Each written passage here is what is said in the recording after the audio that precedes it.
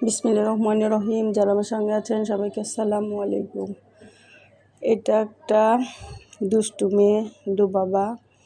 আর যখন আমরা পাবনায় গিয়েছিলাম তখন লুবাবা আর ওর ভাইয়া আয়ান কি দুষ্টামি করেছে, এটা আমার মেয়েরা অনেকটাই ভিডিও করেছিল। যাই হোক, সেই ভিডিও নিয়ে আজকে আপনাদের সবার সামনে 2-3 দিন পরে আসলাম।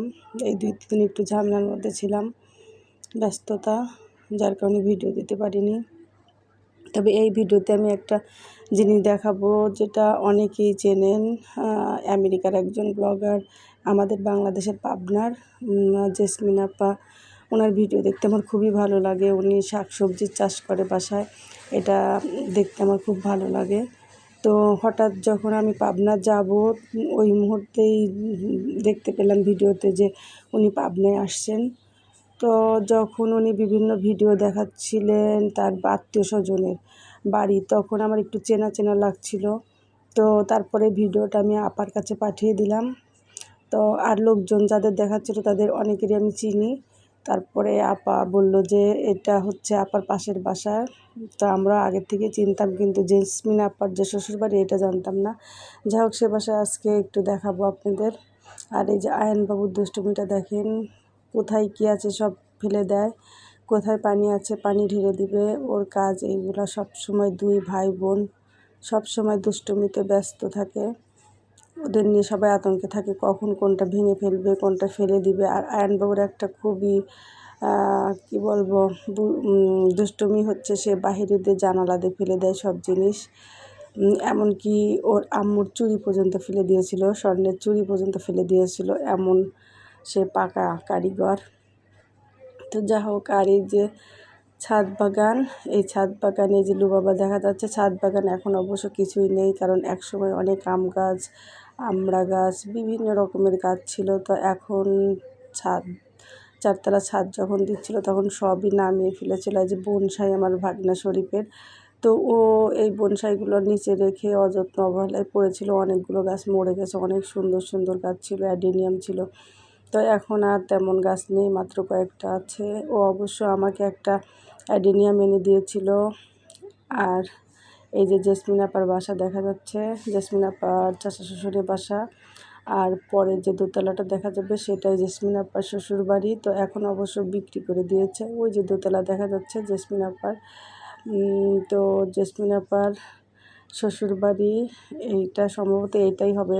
আগে অবশ্য এরকম ছিল না, দোতলা ছিল না তখন আমি যখন দেখেছি। তো এখন তো বিক্রি করে দিয়েছে মারুফ ভাইয়ের কাছে। তো আপা মানে আপার বাসার পাশে।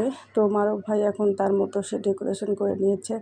তো এটা আপার বাসার থেকে 2-3টা বাসা পরেই, খুবই কাছে। দেখাবো, আপার বাসাও দেখাবো। তো আমরা সন্ধ্যার পরে গিয়েছিলাম একটু জেসমিন আপার বাসা দেখতে, কারণ আমার মেয়েদের খুবই ইচ্ছা জেসমিন আপার বাসা দেখবে, কারণ তারাও জেসমিন আপার ওই গাছগাছালির ভিডিওগুলো দেখে। অনেক লাউ হয়, অনেক তরকারি হয় তার বাগানে। তো সেই জন্য আমরা একটু উৎসুক তার বাড়িটা দেখতে। আগেও অবশ্য বহুবারই দেখেছি। জেসমিন আপার দেবরের যে বউ বেলা আপা, সে আমার খুবই ঘনিষ্ঠ আপনজন ছিল, পরিচিত, এবং খুবই ভালোবাসতো আমাকে। আর এটা আমার আপার বাসা দেখা যাচ্ছে দূর থেকে। এখনও সব বাসায় কিন্তু চুনকাম রং করা হয় নাই। আর সামনে, আপার বাসার সামনে আরেকজন অ্যাডভোকেট শফিকুর রহমান, একসময় এপিপি ছিলেন। তো এখন আমার বেড়ানো শেষ, আমরা বাসায় পৌঁছে গেছি। আমার দুলাভাই একজন অ্যাডভোকেট, আর পাশাপাশি 2 অ্যাডভোকেট, 2জন খুব বন্ধুত্ব দুজনের মধ্যে। যা হোক, ওই যে আমাদের বনসাই গাছ নিয়ে একটা কথা বলতে চাচ্ছিলাম। যেটা আমাদের একটা বনসাই গাছ ছিল, আমার ভাগনা এই যে শরীফে দিয়েছিল সেই বনসাইটা। তো সেই বনসাইটা যখন আমার হাজব্যান্ড মারা গেল, এটা অযত্ন অবহেলায় পড়েছিল ছাদে, অনেক দিন যাওয়া হয়নি, গাছটা মরে গেছে। অনেকটা কষ্টই লাগলো, তারপরও মনে হলো যে জীবনের সবচেয়ে মূল্যবান সম্পদ হারিয়ে ফেলেছি, এখন এটা দেখতে হবে। যা হোক, সবাই ভালো থাকবেন। আর লুবাবার দুষ্টুমি দেখেন। আল্লাহ হাফিজ।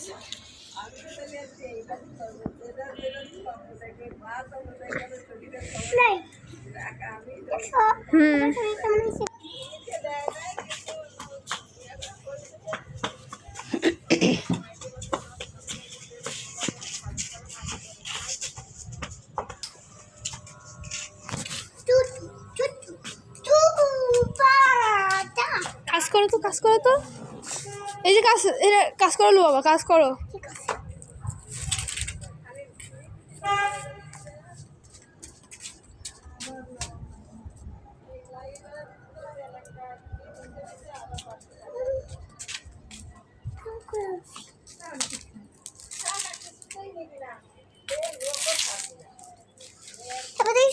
কেমন ইচ্ছে সুন্দর হয়েছে দেখো।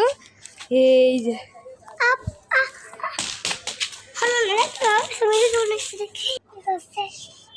কি বলবো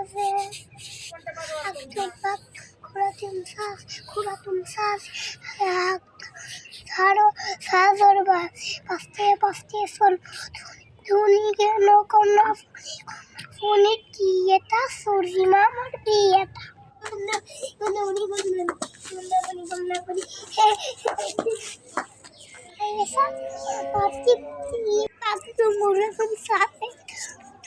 সাজর বা পাস্তে পাস্তে সন ধুনি কন্যা ফোন কমলা ফোনের টিকিটা সুরসি মামার বিয়েটা তিন তারা মাতে পারে ডিম তাদের গা তো সিং তারা হাতি মাতে